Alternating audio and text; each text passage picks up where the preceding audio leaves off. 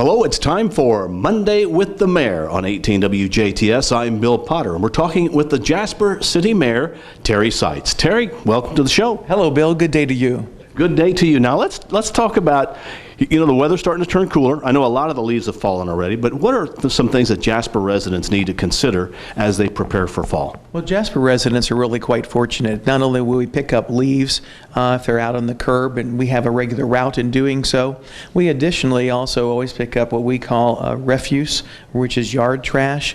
It needs to be bundled and things like that. We do that continually throughout the year. We have a north of 13th Street and south of 13th Street route, so that's pretty regular also. We're not obligated to do so. There's no state law that says cities must do this. It is a service that we provide. So while you have that, as long as you package it or wrap it or bundle it, so to speak, we'll do that. And that's an ongoing basis. And we take that into our Resource Recovery Center, which is located next to the street department, which, by the way, also City of Jasper residents can actually bring in leaves or limbs or whatever else to that Resource Recovery site Monday through Friday and then Saturday morning as well, and take advantage of that. Again, we have specific areas for concrete or things like that. We recycle all of that. We mulch, we compost, and we take concrete, and then we have that crushed up. And about every 2 years we grind it, turn it back into rock, and we use that rock. Really? I did not, I know about limbs and things like that, but never thought about, you tear up a sidewalk in your front yard and you got to do something with it. Well, yeah, that's true. And not only that, we have a sidewalk replacement program, a 50-50 program. We put money every year towards that program, and when the funds are gone, they're gone, but we will help recover essentially 50% of the cost of the sidewalk. And it's really more than that. We charge the owner, and it could be a business, it could be a homeowner, it's open to both. We've had a couple businesses use it this year in downtown, and you pay for 50% of the new pour. But we remove the concrete, we pay, and we restore everything around the street, and we pay for the other 50%. So it's a pretty good deal. And if it's handicap accessibility needed because it's in a corner, we will also take the ADA considerations and do that as well. So we have that available every year, and it'll be available again next year. What department should residents contact? Street department will actually get the recall, or city engineer. So here at City Hall, just call, we'll guide you the right way. City engineer really does it, all those, and the Board of Works will make the decision and approval. So 812-482-4255. Now, sometimes I think people complain about Highway 231, the road's bad, or the sidewalks are bad, or this, and I think people need to understand US 231 is not something the City of Jasper controls. That is correct. Let me just say again, we have 3 state highways coming that are at once actually 4 in Jasper, 162 and 231 on the south end of Jasper, where it comes out in the county highway garage. That is not in the city limits, but that loop, and there is work being done there, by the way, and the signs were very poorly put up, frankly, by the contractor about that. We had people turning left when no left turns were permitted, but ultimately we called NDOT and said, we really could use some electronic signs, and they complied, and I'm very grateful for the Vincennes District Office of doing that and responding to our local request. On the other hand, we also have State Road 56, State Road 45/231, and then State Road 164, which is the road that goes to Celestine.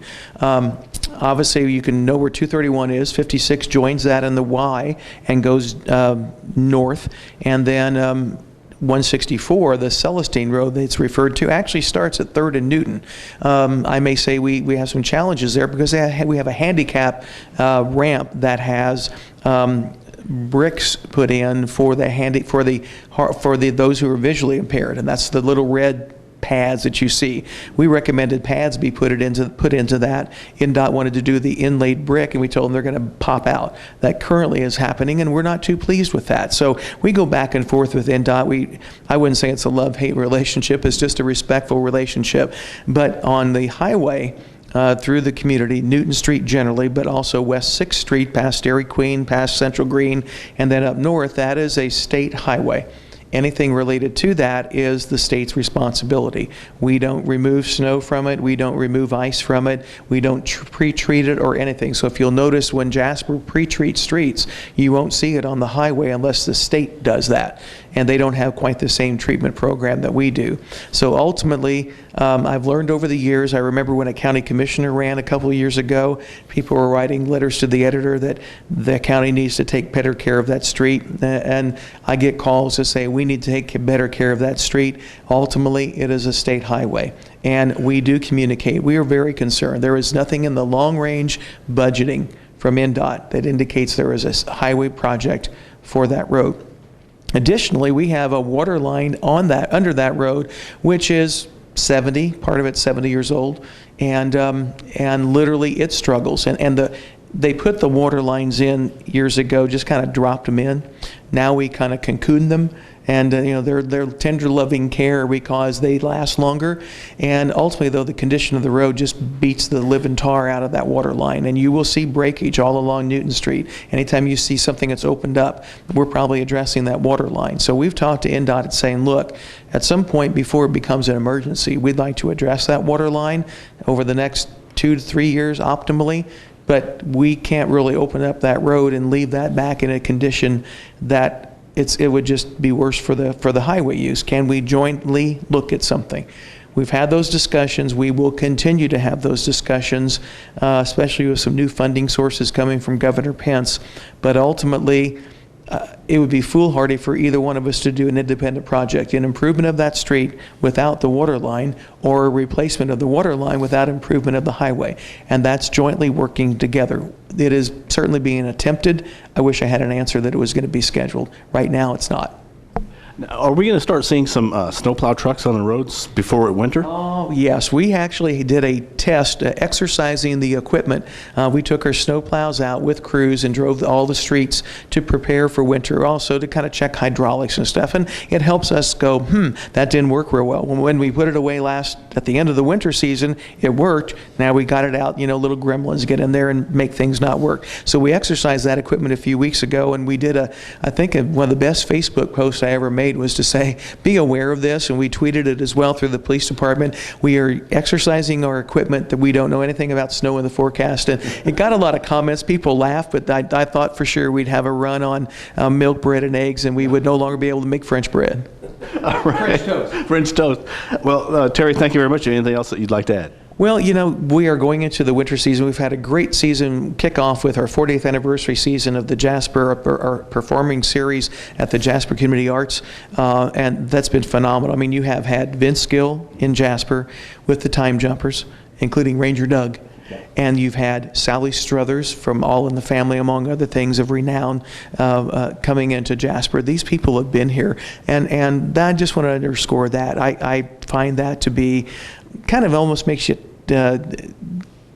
giggle with happiness. These are people that come into to your community, to our community, because of our arts, and they leave with a good impression.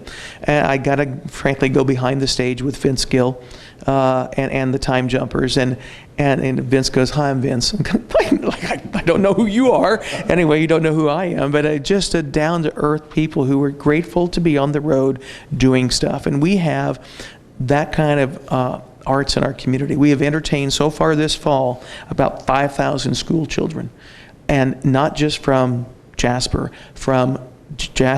Du Bois County schools and adjacent county schools, who are grateful because as budgets being cut, they can't go too far for school functions anymore, and we're here providing that. I love it. Just another great program in Jasper. Mayor Terry Seitz, thank you for talking with us. We have been talking with Mayor Terry Seitz, City of Jasper. This has been Monday with the Mayor on WJTS.